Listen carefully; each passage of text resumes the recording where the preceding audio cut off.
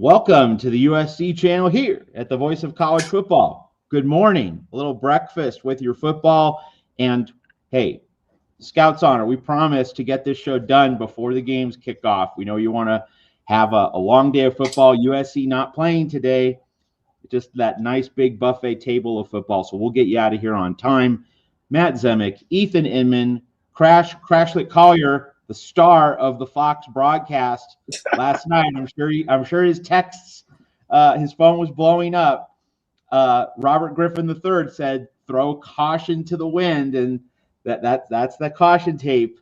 That's part of the Crashlet Collier brand here at the Voice of College Football. So Ethan and Crash, you were both at the Coliseum. So you're always following USC football, but you were in the stadium last night. Let's get your observations. Ethan first, Crash second. Yeah. You mentioned the Coliseum, so I'll start there. I thought it was a pretty decently attended game for being a Friday night against Northwestern. Definitely much better than last year against Rutgers, even though, that is to be expected because that was during the World Series game 1 last year. But thought that, that was great. It seems like generally across the board crowd attendance has been up this year, so that's good to see. But anyways, in terms of the actual game, I thought, at the beginning it was looking like a shootout, which is like the exact opposite of what I expected in this game. Like I expected kind of a rock fight after how the last couple of weeks have gone for USC and also what I know about Northwestern's identity. Like they want to slow the game down, run the football, and play good defense, and those are kind of the keys to Northwestern playing a good game. But that's not what was happening, and so I was just like, are we headed for like 50 to 45? Like what's going on here? But then obviously, the identity of the game really changed towards the end of the first half and in the second half. We still haven't seen the defense play a complete 60 minutes of football. It took them a while to get going. Give them credit though for kind of adjusting and playing better in the second half for the second week in a row. It's the second week in a row that they've allowed 14 points in the first half and then only 3 in the second half. So, I'd rather us be at least a second half defense than a no half defense. So if that's what we have to kind of take in order to get our defense to hold teams to, low-ish numbers, then I'll take it, I guess. And then the offense was the best part, obviously. They looked on, everybody who had been struggling the last couple of weeks really stepped up. Makai Lemon and Jacoby Lane were incredible. Jaden Mayava was great, save for the 1 interception, which he saved himself for on that really cool forced fumble there. So overall, and then, the special teams had a little bit of fun too with Sam Heward coming in disguised as the punter. And then, I believe backup linebacker Ryan Quinatar also had a 17-yard return on a kickoff. So interesting day for backups on special teams. But honestly, probably considering the opponent and the totality of the team performance, arguably the best game of the season, because I think, Northwestern is no Michigan State, Purdue, Georgia Southern or Missouri State. Like they're at least a mediocre Big Ten team. And USC put together at least good performances in all 3 phases of the football.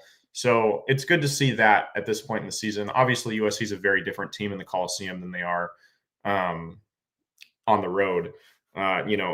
They're blowing out teams like Michigan at home, but then, they go on the road and they have to really squeak one out against Nebraska. So, they look like a college football playoff team at home and a 6-6 team on the road is something I said last night. So when they can figure out how to make this a performance like tonight translate to the road, that's when we'll really see this team take off. But still great to see, obviously. Great to see them handle business. I think they're 18-1 in the Lincoln Riley era against unranked teams at home. So, we'd like that to be that dominant of a record across the board against all opponents. But, at least there's one thing we can count on, I suppose.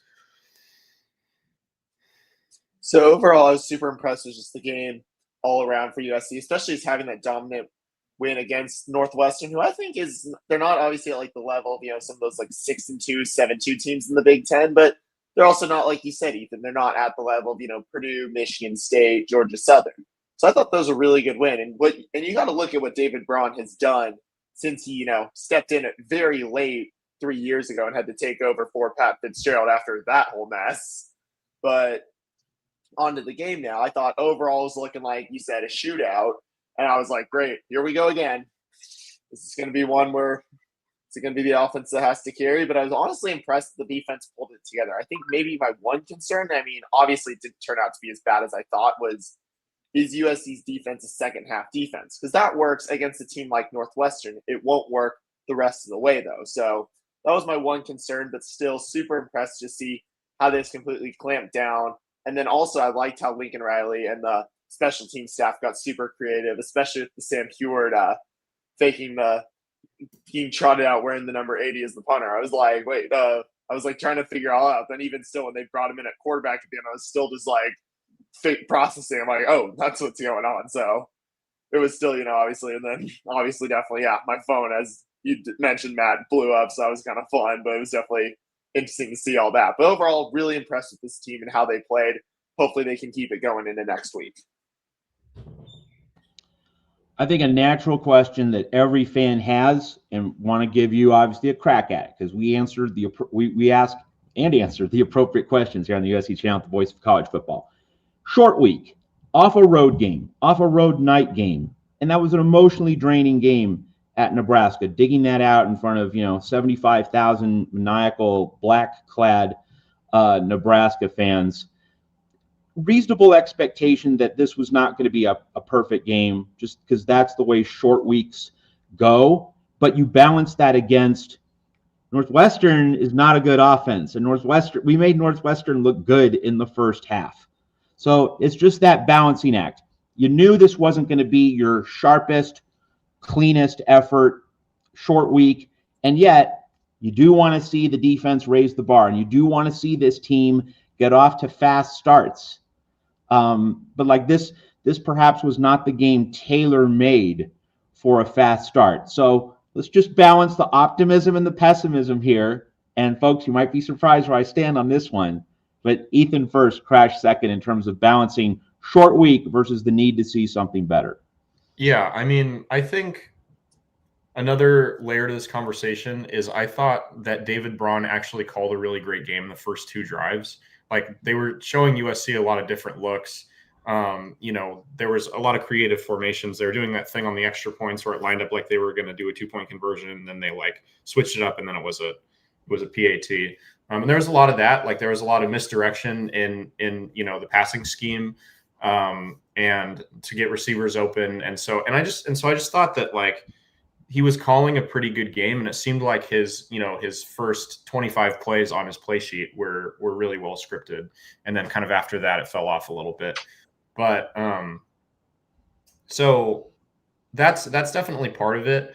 I think too, when you talk about coming off the short week, I think for the offense who didn't play all that well, coming off the short week, they're really motivated to kind of come out and send a message and get right, especially after two tough games, not just one tough game, because they didn't play great against Notre Dame either, at least not up to their standard. But for the defense, it was kind of, especially the secondary, it was kind of their best game of the season. So, it was kind of an all-out effort too, especially by the corners. And so I just think that maybe, coming into this game, there's a little bit of oh, we're in a better spot. And then they kind of needed Northwestern to beat up on them a little bit before they really were okay, no, we need to refocus. There's still work to be done. We're not just gonna, because, I said throughout the week, Preston Stone is bad, and he was bad, but he's not TJ Lateef bad. So you have to still put in a little bit of work. Yeah, he'll make the easy open throws, and when his receivers were getting open, that's when USC wasn't stopping anything in the passing game, because he'll make open throws. He's still a starting quarterback in the Big Ten. It's not like he is the sixth grade quarterback on my local Pop Warner team. He'll make those. It's the tight throws that he really struggles with making, and the longer throws. But so if you're going to give him that, he'll take advantage. But so yeah, I mean it's it doesn't spell disaster. Like I said, when you look at them now starting this trend of really tightening up in the second half, that's a good thing, I think, especially because like we were getting run all over again. Like you kind of expect the secondary to struggle based on how the early season went, but like the run defense recently has been bad, and they faced 3 good rushing attacks, but it's still a little bit concerning. And so like Caleb Komolafe was kind of running all over USC in the beginning of the game, and that was kind of like a potential issue that I expected because Komolafe is pretty good. The Notre Dame offensive line is pretty good, especially in run protection.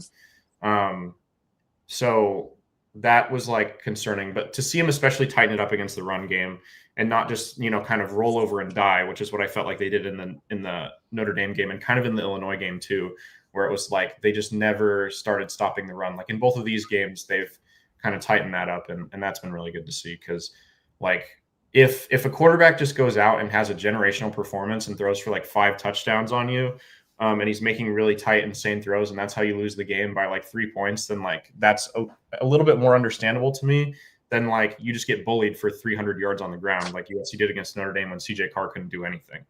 So that's kind of the balance there, I think. I agree with what Ethan's saying about just, obviously, you want to, obviously it's a short week, all that, but obviously you do still want to see something, especially with how that last game went. One thing I do like that Lincoln Riley said this week was just he acknowledged the situation for what it is, but didn't seem like he complained about it in compared to past, like when, especially early in the year when we talked about saying, Michigan game at the 8 p.m. Pacific kickoff, followed by the 9 a.m. kickoff at Illinois the week after. So I think probably one he's learned, I think that, doesn't exactly sit well with, the fans if, you're complaining about it. I think you can acknowledge it for what it is, but you can't just make it sound like it's an excuse for how you play. So I did like that. But I think obviously, like you said, Ethan, I think obviously you want to, see the team play well, especially after what happened last week at Nebraska where they had to really just grit out that win. But I think at the same time, you do know, like obviously you're on a short week, you're getting less rest before, and then everything shifted up a day. So you don't have as much, but still, I think with everything that happened, I was still generally overall impressed with how the team played. Yeah, so people might say, defense wasn't that great. Matt's going to just bring the hammer to this USC team. Not so fast, my friend. Just got some spam in the chat. That's lovely. But the reason why I'm not going to be too much of a pessimist about this game is that if you think about previous USC Fridays, they've been goofy kinds of games to varying degrees. They've had kind of a ragged schoolyard quality. The Colorado game, the game in which Travis Dye got injured 3 years ago, USC played a horrible first quarter in that game against an atrocious, pre-Dion Colorado team before finally waking up second quarter. So, like, even the one really, really good Lincoln Riley USC team snoozed through a first quarter against an awful opponent on a Friday. Like, we talk about a case of the Mondays. Well, in college football, it's a case of the Fridays. So these games just get weird. Also, last season, like Rutgers offense looked good for a decent chunk of that game against USC. So again, you're not going to get good performances, really good performances on Fridays. And I will say this, there are a lot of complaints I have with Big Ten scheduling, but one I don't is if they make USC play on Friday, it's not a good opponent. In the Pac-12, we had to play effing Washington State on a Friday, in Pullman, like setting us up to fail, putting USC in difficult situations. So at least the Big Ten's putting us against Northwestern, against Rutgers, not Michigan on a Friday. Like that's what Larry Scott did in the Pac-12. So, so small bit of improvement in the Big Ten. So anyway, I'm not going to be ultra critical, surprise. And it's not just because it's Saturday morning and my disposition's different in mornings as opposed to late at night. No, Friday games are goofy. And this is just like, get through it, don't have any big injuries, and you move on to Iowa, which, should be, from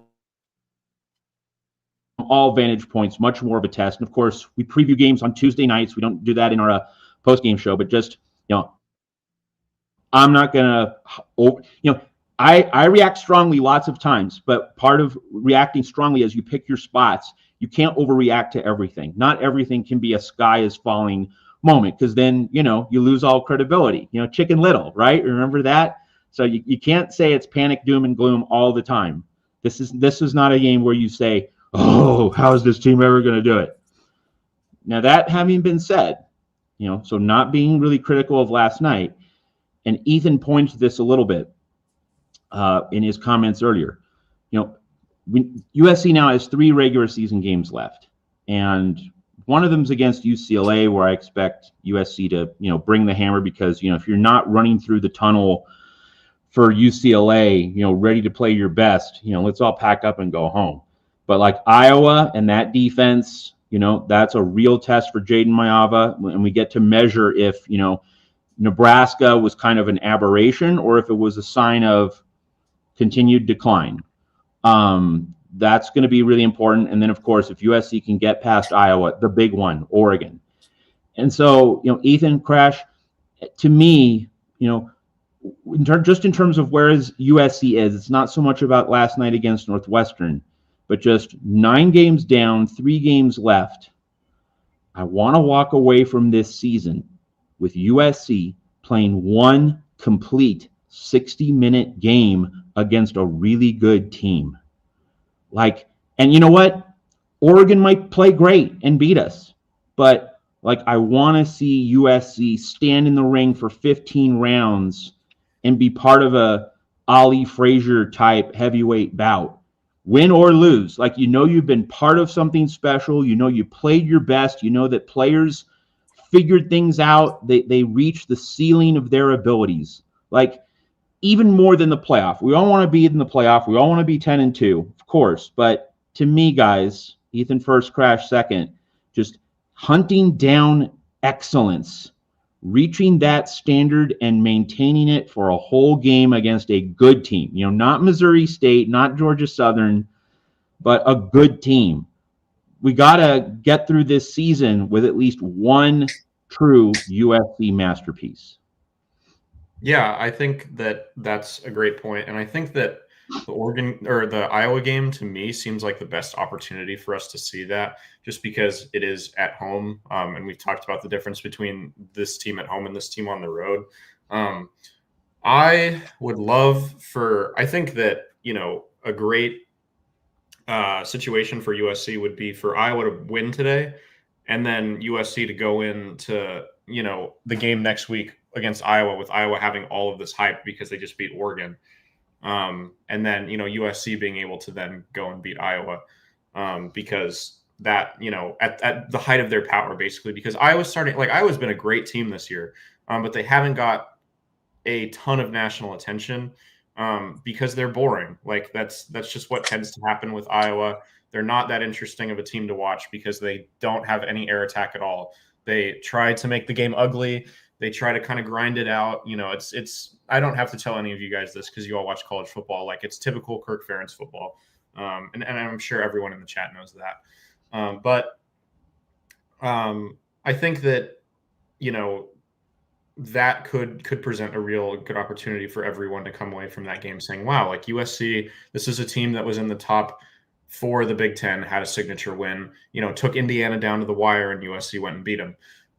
So that to me represents the best opportunity. But obviously I'm not going to rule out us going into Oregon and winning. I would love to see that. And, the advantage that USC has in Oregon versus other places is that Lincoln Riley's been there before, and a lot of the players have been there before. It's not a completely new Big Ten environment like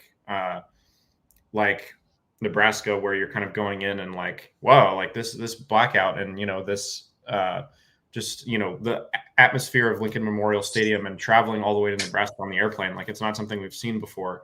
A lot of these players have been to Eugene, and so has Lincoln Riley. So maybe that will help them prepare better for that situation. But yeah, I think I agree. I mean, it would be really nice to see.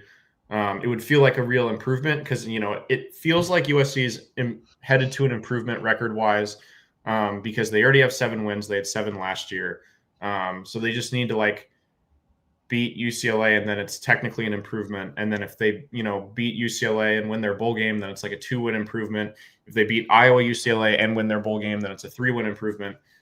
So there's like a lot of optimism to be had about like an improvement from last year record wise. But yeah, like for an improvement, like spiritually, like morale wise, it would sure be nice to see, USC really stick it to somebody, because, the Nebraska game was a box checked off. Like, Lincoln Riley led team went and beat a half decent opponent on the road, in a tough Big Ten environment, which hadn't happened yet. But another box to be checked would be like a Lincoln Riley led team beats a good ranked football team, especially on the road. But if it's Iowa, I'll take it, because I'm sure that they're going to come in next week after everyone's watching them play Oregon with a lot of hype. So I agree, Matt, that it would absolutely be great if USC could do it. And I think it would be good if, USC doesn't make the playoffs and fans are feeling like, okay, yeah, like we didn't make the playoffs, but hey, you know what? Like we actually saw improvement, and not even just in the win-loss record. Like even if USC like somehow lost like all 3 plus the bowl game, all the remaining games left on the schedule, but they, were able to stand tall and go trade blow for blow. Like, what's your favorite one? Rafa versus Roger. Was it 2008 Wimbledon, Matt? It's your favorite go-to example of like just them trading blows, and just, one guy was maybe just a little better than the other. But I think if USC can do that for at least one game, it just gives fans like, I just got to witness something really great. And maybe we came up a little bit short, but hey, like you can just tell that the team's improved, that they were just not quite better, but still able to, be able to, trade punches and just be really exciting. So I think the importance of it is more in just kind of the optimism it gives fans, not just so much for like how it does in the win-loss, but just for like just the true improvement you see on the field.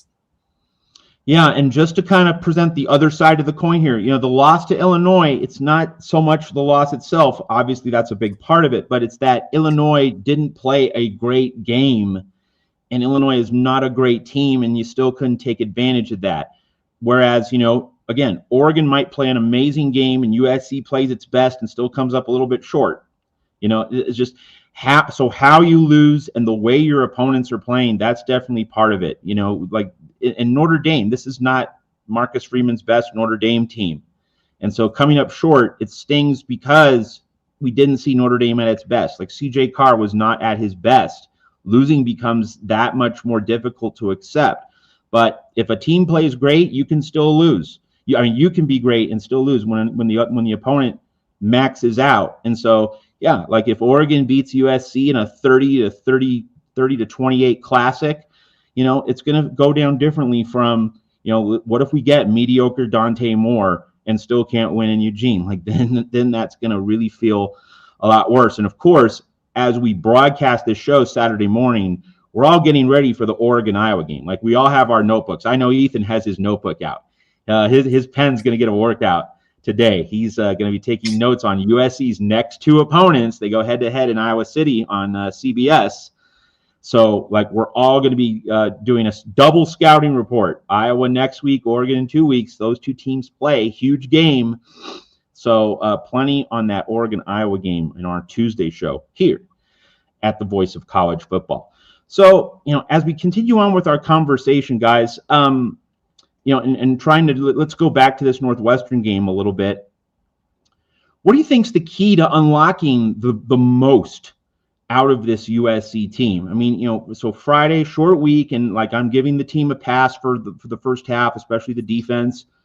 But we still have to look at if all the pieces are going to come together, like which puzzle piece is a little bit out of alignment and it needs to fit better. It needs to click into place for this engine to really roar and for this team to take off. Ethan, first, Crash, second. What do you think when you look at the whole of this team? What do you think is kind of the thing that's, if not necessarily missing, just might not be in full alignment, and like this is what needs to improve for the whole thing to work at a maximum level? I think to me the biggest thing is it just feels like a lot of the defensive players are in the wrong spot too often. Like that was the issue in the first half. I think a lot is like, I was just like, how are some of these Northwestern receivers getting so much open space? And then when they're in the right spot, it looks pretty good. And like especially with the secondary and especially the cornerbacks the last couple of weeks, like they're good athletes. Like when you put them one-on-one in coverage against, some of the other team's best receivers, they're holding their own. Like it's not like they're entirely awful. And even some of these, like DeCarlos Nicholson is kind of in a class by himself because he's the only like experienced, decent corner on this team. But even some of the freshmen, like you had Marcellus Williams play a good game last week, and then he went down with an injury in this game. And then so Braylon Conley had to play, and he hadn't played in 6 weeks. And so he had a couple of bad moments. Like there was a play where he fell down in coverage, which was not great for the eye to see. But he also, made some good tackles. And I get the sense that he's a good tackler and he's a physical football player and he was high energy. So, like it's not like these guys are bad at football. It just feels like, and even, I mean, you'll recall a couple weeks ago when, USC got bullied physically, like Lincoln Riley was still going towards like, oh, we just weren't in the right spots, which to me at the time was a very puzzling comment, which I wrote about. And I still don't think it was necessarily the right thing to say, but I do acknowledge that it was part of the equation. Like there was a lot of just like, USC's defensive line gets beat, and then where's the linebacker? Just like not there. So yeah, that is, still something that they're working on, I think. But for some reason, like, can I interrupt you for just a second? Let me interrupt you for just a second, Ethan. Like on some of Northwestern's big runs Friday night, all the linebackers were cluttered together between the hashes. Like they did not have gap integrity. Like an 8-year-old could see, Daddy, why are all the USC linebackers together? Don't they need to be covering the whole field? Like it was pretty obvious. All right, continue, Ethan. Yeah. So it's the linebacker group is the group that struggles with it the most, but it happens in the secondary too, here and there. So, and I think I'm encouraged that they're at least figuring it out, even if it's taking them too long, but at least they're figuring it out. Like, against Illinois, they never figured it out. And against Notre Dame, they never figured it out. It seems like once these corners and these safeties and these linebackers get like a quarter under their belt against a team, they're like suddenly able to figure out the place that they need to be, because it's obviously football is, you're playing the same sport every week, but also like the game changes based on who your opponent is. Like you can't like play the same every week and have the same result. Like you have to kind of adjust yourself based on who you're playing. So, that at least is a positive development, but obviously I think something maybe still needs to change about how they prepare, because it's not immediately apparent to them where they need to be, and it takes them a little too long to figure it out. And so that's why, the last couple of weeks have been scary at the beginning before they've kind of figured it out, in my view, at least. I think in general, it's kind of the whole defense at times seems like it struggles. It's just you're not always sure where, but it seems like kind of right now the place that seems like there's the most struggles, especially with what you just said, Matt, about 8-year-olds being able to figure this out, is it's like the linebacker room. And I think that's why we've been talking about a lot here, that we've argued that Rob Ryan is probably coaching for his job over this final month of the season, is because yeah, sure, obviously there's a busted play in the secondary. Yeah, sometimes the line gets sliced up on run plays, especially if you have a good running back. I mean, a team has a good running back like we saw with Notre Dame. But it's the linebacker room that's, got to be able to, especially support that run game, especially when you play big boy football in the Big Ten. It's like you got to be able to support your linemen. So I think I think it's really, if I had to pick one area, it's probably the linebackers, because of just how you have to look at, just because just like they're just letting everything go, and it just can be frustrating, I think, for fans. And I think that's why we brought up what we brought up about Rob Ryan and why he's really, are they looking at him? If there is going to be a change made somewhere, like as we've talked about, it doesn't seem like, and I'm not sure how fans feel about it right now, but it doesn't seem like Lincoln Riley's going anywhere, regardless of how the rest of the season goes. But are they going to look at making a change somewhere? And I think one thing you have to look at Lincoln Riley is, sure, maybe he took too long moving on from Alex Grinch at defensive coordinator, but when he did, he completely overhauled his staff. And I think he's shown, like, all right, if we have to make a change, like, I'll make it. And I wouldn't be surprised to see if he does make a change there, especially considering it won't be as costly. And I think it's one that possibly the team needs to make. Boy, Crash, I think you're so spot on here. Point blank, I don't think there's a single USC football fan who would disagree with the following statement. Matt Entz did a better job last year than what we're seeing from Rob Ryan this year. And I don't think it's particularly close. If you give this linebacker room to Matt Entz, where would USC be? That's a really interesting question to ask. But, internally, Lincoln Riley needs to be sitting down with Rob Ryan and saying, hey, if we're going to get where we want to go, if we want to get to be 10-2, if we want to give Oregon a serious run in a couple weeks, the linebackers just have to be a lot better. It's November, right? Being out of position, that should be a September thing. By like mid to late October, that should be figured out. And in November, it should be second nature. Another thing, referencing Ethan's comment about David Braun and Northwestern really scripting good plays early on. Hey, this is competition. The opponent's going to call good plays. You need to have the football IQ to be ready to sniff them out, right? Like, that's coaching. That's preparation. So, like, you can't just say, well, the opponent called good plays, and what are we going to do? Be ready. Be tough. That's football. That's sports.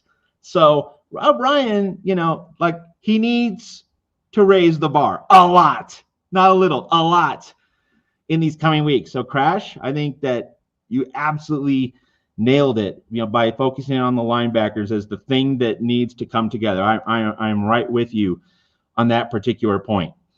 Matt, right. I do also want to add real quick. Also, one thing we talked about previously was last year, Matt Entz didn't have Eric Gentry. This year, Gentry's back. And so just the regression, sure, obviously Gentry isn't the only linebacker in the room, but just, see Rob Ryan not able to maximize it, especially when, he talked all big about it. Like, and I think it was just like, oh yeah, Eric Gentry, I'm, gonna do great things with that guy. Like, I'm paraphrasing, but the idea was like Rob Ryan would really be able to continue not just Gentry, but everyone's development. And it doesn't seem like we're seeing that to the extent that we all hoped. Yeah, and I would add that, Matt Entz had Eric Gentry playing at a high level in September before he got hurt. Like, it did not take half a season for Eric Gentry to be good. He was good early last season. And yet here we are in November, and we're not seeing that linebacker room playing at a really high level. Our friend and loyal viewer, Jeff Rodriguez, is not here, but like, he's been pounding the Rob Ryan drum. I've been pounding it, Crash joining in, liking the momentum we have there, but not liking the inadequacy of this linebacker room. And that has to really step up these next couple of weeks against Iowa and Oregon. All right, going to get to other comments, but first, Michael Richardson back at our show with another $50 super chat. Michael, you're the man. Thanks so much for your generosity. And you bring up a great point. Last week, and at the VOCFB, VOCFB said, well, that was me. Like, I leaned into the Jaden Mayava regression angle. This week, he's a potential Heisman candidate again, which is that he can't be both. Fair point, Michael. So he was regressing. Friday, that regression was halted. But here's the larger point, Michael, because I'm definitely going to give you the detailed answer you deserve. It was Northwestern, Iowa and Oregon, I think, are really going to tell the tale for this season, how we measure USC, how we think of this season, how we remember this season. And one of my main points was the caliber of competition, that Mayava can smoke the weaker opponents, but how does he do against, the big time opponents? So the jury's out. I'm not going to say I'm right or I'm wrong. It's just like to be continued. We're going to find out against Iowa and Oregon, just where this journey goes for Jaden Mayava. So Northwestern does not have the athletes on the perimeter. I would also add, and this is something Ethan was really careful to say, Michael, in previous weeks, we shouldn't just look at Jaden Mayava. His teammates need to pick him up. Yeah. And we saw Jacoby Lane and Mekhi Lemon get back to being the dudes that we all expect them to be, that we all thought they would be. So Mayava's teammates had a big role in helping him get back to the standard. So no regression talk this week, but of course, going up against Iowa and Oregon, like that's going to tell us a lot about Jaden Mayava. Another comment here from our friend Gixer Squid, loyal viewer. Can we trust Lincoln Riley's comments about not leaving USC? He said the same thing when he was at Oklahoma after the Bedlam game. Interesting little point. And, Oklahoma fans would be quick to say, oh, that Viper Lincoln Riley, don't trust him, like he's going to divorce you. I actually do kind of think that saying, this is where I want to be, I actually believe him. I actually do believe Lincoln Riley saying, you know what, this is where I need to plant my flag. This is where I need to make a run at a national title to maximize my career. Now, that doesn't guarantee, just because I agree with Lincoln Riley doesn't mean that that's the actual reality of the situation. And we've seen and heard coaches say, like, I'm staying, and then they bolt, So it wouldn't be anything new if he did leave. But I actually think that, when we think about coaches talking about job speculation, there are certain kinds of answers that do leave you scratching your head or rubbing your chin. What's really going on here? Saying, I'm where I need to be, that's not that kind of answer. That actually strikes me as a pretty clear, pretty affirmative statement of, yeah, I'm here. So that addresses that particular question from Gixer Squid. Ethan, you want to jump in on this one? Yeah, can I jump in on that? I think I actually want to focus on his other half of the answer, which is, he said, you guys know what I sacrificed to come here. That shows a little bit of, self-reflection and self-awareness and a little bit of mental growth, because what he's basically saying in no uncertain terms is, hey, I was handed an incredible situation at Oklahoma, which is like a very humble thing to say. Like, he's he's not going into a ton of detail about it, but like, if you're reading between the lines and what Lincoln Riley came from, like, he's admitting to you that like he was kind of, grandfathered into this incredible situation. And, he doesn't deserve all the credit for how good Oklahoma was. Like, he deserves some of the credit because, he still coached those teams and did a great job. But like, he was put in a very good situation. Whereas when he came to USC, like, USC was a 4-8 football team in 2021. They were not good. So I think, that kind of self-reflection of like, man, like, I've invested so much of myself into this when I could have just stayed in a nice, cushy situation and gotten the number 4 seed in the college football playoff every year just to get blown out by Alabama or Georgia. Like I think that's really telling, because that's what I've been saying as a reason why he shouldn't leave. He shouldn't want to leave. Whether or not the school wants to move on from him is a different story. But like, why he personally shouldn't want to leave and should want to continue this is because like he doesn't want to have to start over again. Like, we saw how him having to start over has led to a lot of these struggles and him having to learn. And but he's invested a lot, and he's had to go through a couple defensive coordinators, and he's built this 2026 recruiting class. So I just don't think that I think that he's aware of that, and I don't think that he wants to do that again. And to his family too. Like, he has a young family, and they're still in their formative years. They're still going to school. Like, having to move your kids around all that much is really tough. It's not like, I'll use a baseball example. It's not like Tony Vitello coming to San Francisco because he doesn't have a family, he doesn't have kids, he doesn't have a wife. So he doesn't, that's not factoring into his equation. He's factoring in like himself and his own personal career. And, maybe some extended family in there, but he's also just, his own adult who can make his adult decisions. So I just think, all of those reasons show to me that, he's not being distracted by the flashiness of LSU or Florida. Like, he knows the real implications of that. And he knows that, he's going to get put through the ringer again if the program he goes to isn't immediately competitive. Yeah, Crash, I'm going to let you take a crack at this one. Just want to mention that Lincoln Riley's agent, Trace Armstrong, played at Florida, and Trace Armstrong floated an LSU rumor 4 years ago before Lincoln Riley actually did come to USC. So like, for the skepticism among Oklahoma fans in particular, but also like the Josh Pates, and could let Ethan talk about that one. The skepticism the skepticism about Lincoln Riley being honest is not without basis, but there obviously there's a way to handle that. But Crash, and then I'll let Ethan talk about Josh Pate in a bit. But Crash, your view of this Lincoln Riley situation and his remarks after the Northwestern game. Well, I think it's like what Ethan said. It's like, yeah, he's going to, obviously we don't know what could happen. Like, all we know is it's going to be a crazy coaching carousel season. That's, I think, the one thing we can all say with 100% certainty.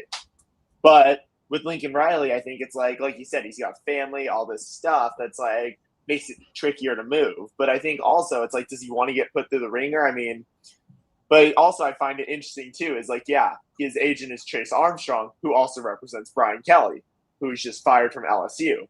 And what I was going to say about that is just look at some of the coaches who've been fired in these recent weeks. Especially, I really want to zero in on James Franklin, Penn State, and now Brian Kelly. Like, I'm not trying to I'm not trying to tell schools how to do their business, when they should fire their coaches. But if you actually stop and just look at how they did, Franklin did a terrific job over his 12 years and just, started to fall apart. Honestly, I'm wondering, could he have maybe turned it around? Guess we'll never find out. And as for Brian Kelly, this year was starting to come off the rails and all that, but he still had a winning record overall. He went 34-14 over his 3.5 seasons. That's actually, if you actually stop and think about it, it's not bad. So for Lincoln Riley, I think he's got a worse record than Kelly had when he got canned at LSU. He's thinking, do I really also you got to factor in, do I want to go to a place where I'm going to get fired if, for this record here gets me fired? And keep in mind, I'm not trying, obviously USC's got a high standard. I get that he's trying to work to that. And I think he seems like he's really starting to build on it, got some real momentum here. But if he blows it all up now here and then goes to LSU and he does about the same thing, they're probably going to fire him too, especially just with all the politics and stuff, because it seems like they're probably not paying their next coach as much too. So that's probably also a factor as well, at least based on what Governor Jeff Landry's been saying. But that's going to be an interesting situation. I've been reading up a bit on how the governor at LSU, the governor of Louisiana, has been heavily involved in LSU, but it'll just be but with Lincoln Riley, it just seems like you could go another place and you get fired for doing just as well as you've done at USC. So it doesn't really seem like you'd leave when it seems like at USC, they're not happy with the results, but they're putting resources towards you to help you reach that goal, help you reach that championship. So I think that's why I don't see him leaving. The governor of LSU, I need to work that into a column because that's actually the truth.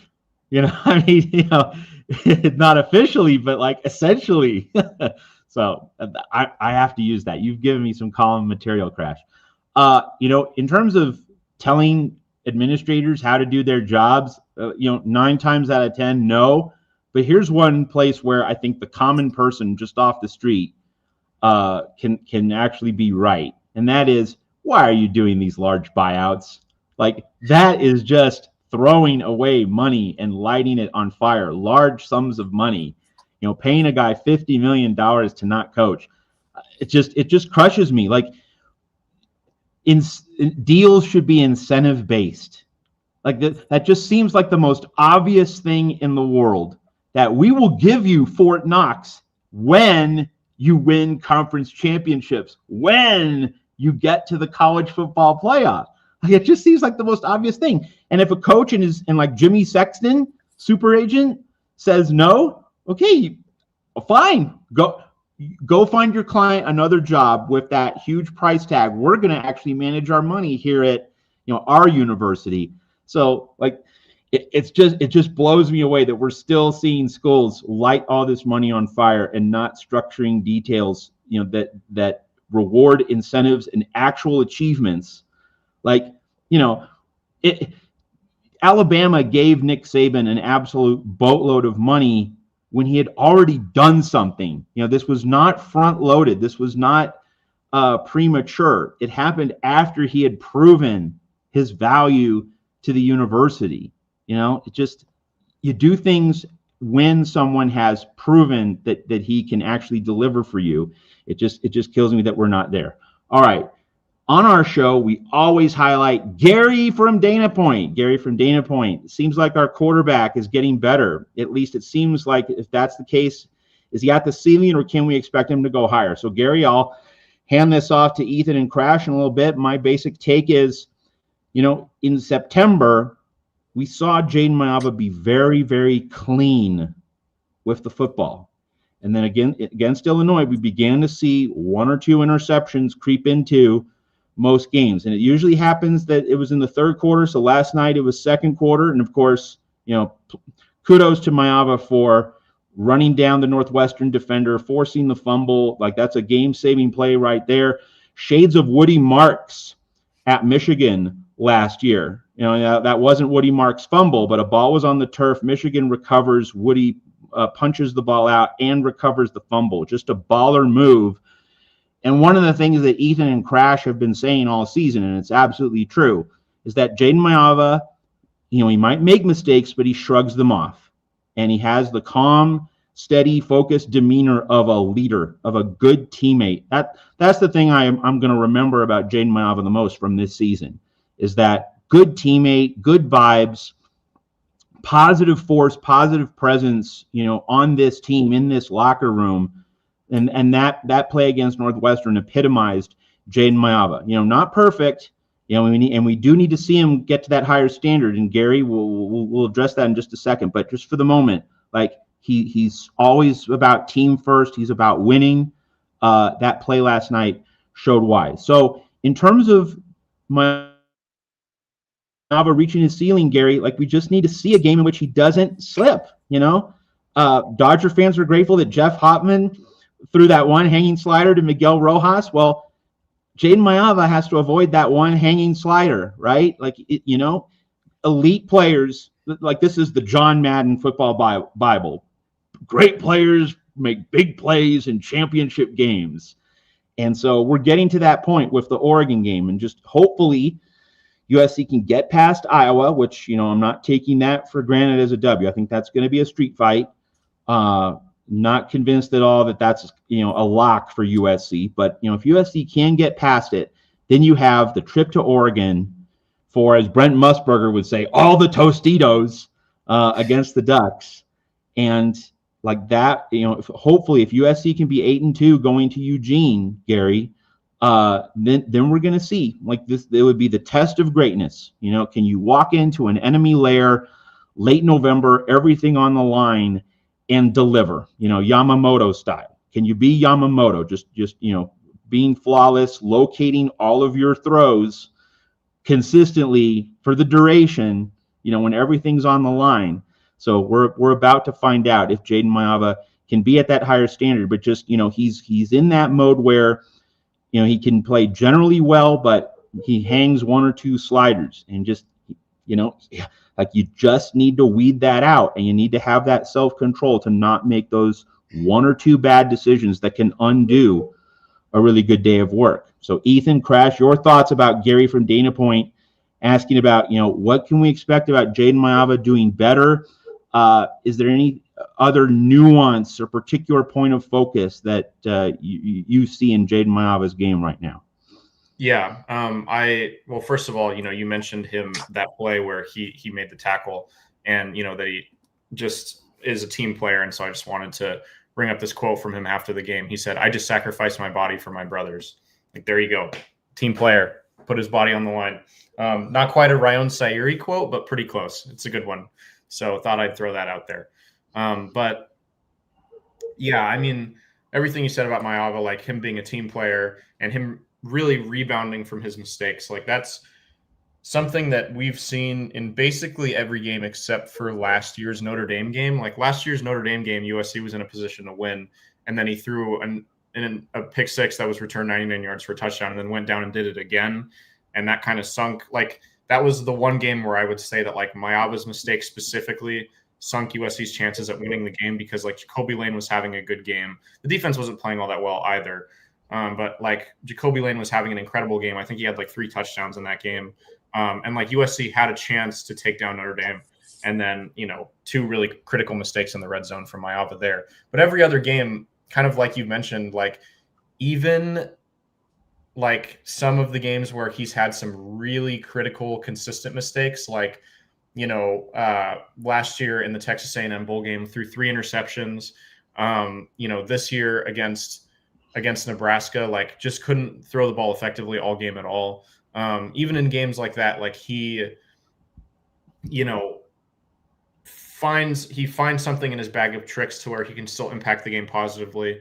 Against Texas A&M, it was that he just kept slinging it and he kept, throwing. He did kind of what we hadn't seen from Miller Moss all year, which is that he kept making, taking risks, and, instead of them being bad risks that, sank USC like it was in the beginning of the game, they started paying off, and like his gunslinging won USC that game.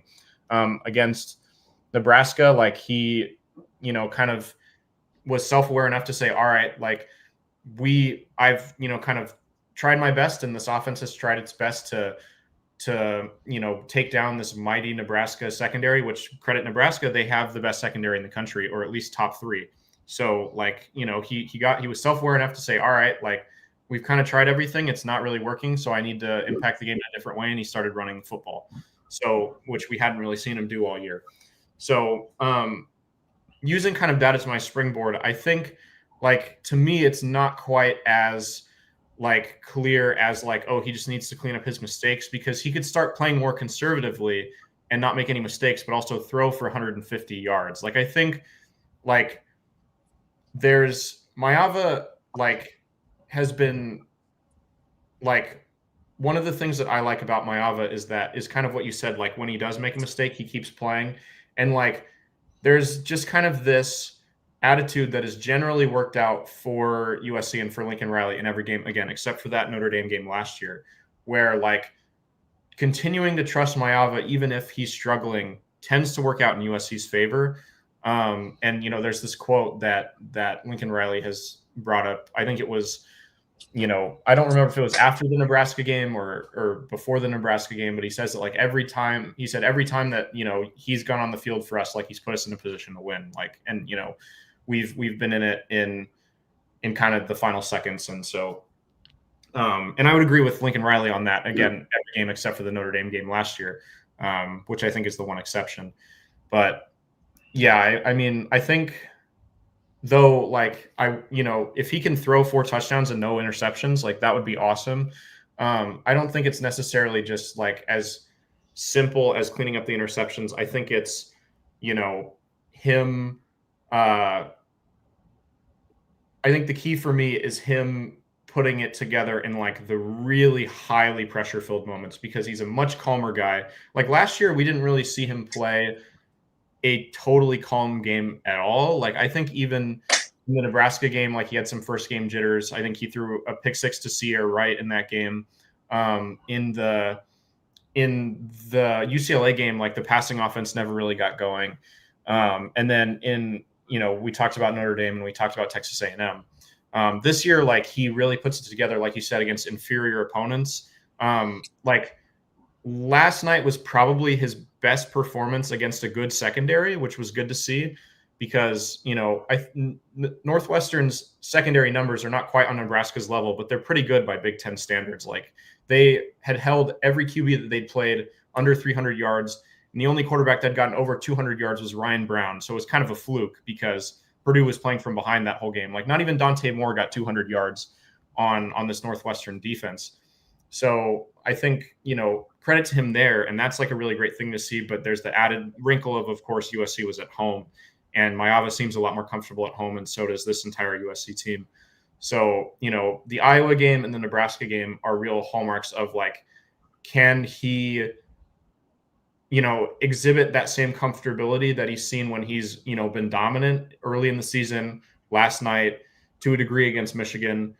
And, because it seems like, he's a much more confident guy, but there's still this limit, like against Notre Dame and against Nebraska, like he was limited a little bit by like his skittishness. And so I would like to see like him say, hey, like football's football. Like, yes, the other team is going to make plays and I might make mistakes, but like, can I still keep slinging it? Like last night, he was pretty fearless. And I think that was to his advantage. Like there were some throws that I wouldn't have advised him to make, but he made them, and it benefited USC. So like, can he bring that confidence? Well-directed confidence again, like not like bad, dangerous, scary confidence, but can his confidence just take that last step? I think is what I'm looking for. So I think to answer this question, you have to look at obviously, like we've talked about here, he's obviously done really well against the inferior opponents: Missouri State, Georgia Southern, Purdue, Michigan State. Then kind of those next 4 games was kind of when we saw kind of what we thought a bit of a regression. And I more want to, make sure that we note that it's obviously part of it is due to, you're playing better competition. Your numbers are just naturally going to go down. Although his did seem to get a bit kind of worse than just the typical, oh, you're playing better competition.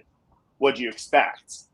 However, so I think the thing that shows, like, I don't think Mayava is at his ceiling, but I think he's got a bit to go. And I think the test to see it is, can he do well against a good defense? And I think the next 2 games, especially with Iowa and Oregon, are going to be an opportunity for him to show that he can take that next step and prove that he is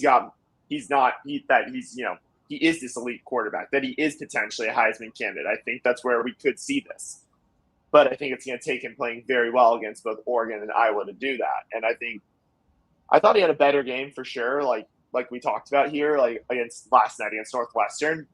But there are definitely some frustrating things. But I think the fact that he's super fearless and is willing to take those big risks, and then also, you got to give him credit, like you said, for putting his body on the line for his team, especially after he had that what was looking like a costly pick.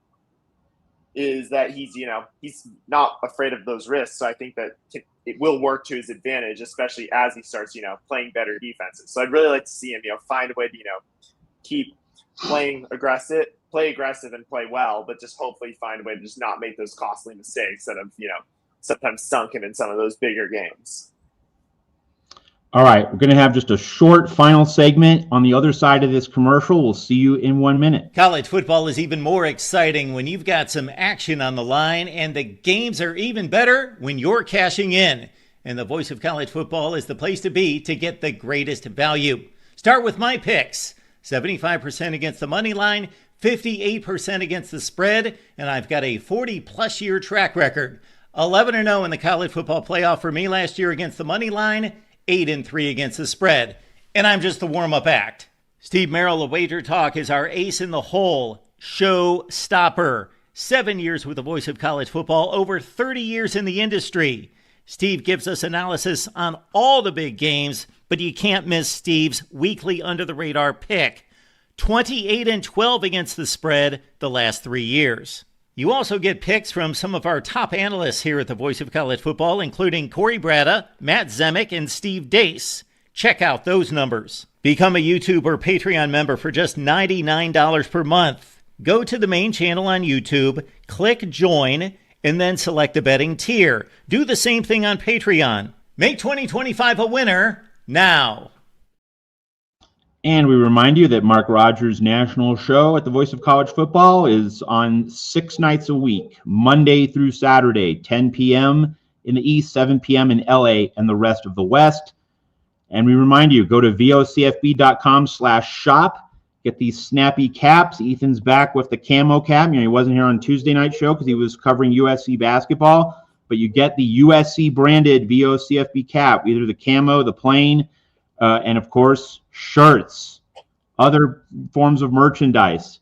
USC branded merchandise supports our channel here at the Voice of College Football. And the other reminder is that we're doing our bonus cuts, fork and knife, those exclusive insider segments. And Jeff Rodriguez is now a member, so we have more YouTube members. You go to our homepage, USC at the Voice of College Football on YouTube. There's that join button in the middle. Click on that. You go to the middle Heisman tier, the top national champion tier. That gives you access to our bonus cuts, bonus segments that Crash, Ethan, and myself are turning out over the course of the season. All right, so to wrap this thing up, Ethan wrote a piece at Trojans Wire over the course of the week on Josh Pate. And Josh Pate just very, in a very casual kind of way. And that was part of Ethan's point here. that there's a way to talk about rumors in the coaching carousel, and there's a way to not do it. And so, Ethan, you can walk our viewers through your column here at the Voice of College Football. Just a final word on Josh Pate. Yeah, I think what Josh Pate did is, I also actually, before I get into it, I want to preface this by generally, I am a fan of Josh Pate's content. I really harbor nothing personal towards him. This was a unique criticism from me on this one clip. I think the 99% of his content that I've seen, I've really enjoyed. And I'm a fan of the content he produces. So just keep that in mind. But I think what Josh Pate did here is an issue that I see popping up a lot in journalism spaces today, which is where people just hide behind really vague rumors. One of my least favorite things to see on Twitter is I'm hearing that X team is going to make a big move today. And it's okay, why,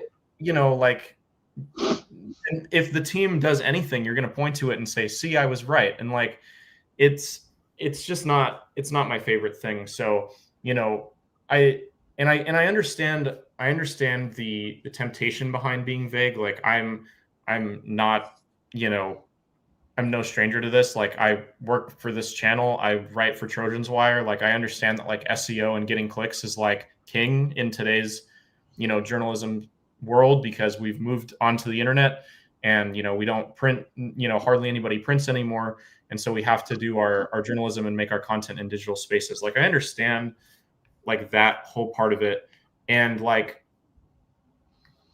but I think the issue here is, Josh Pate really, the way he went about it was it was kind of very smug. And it was I know something you don't know.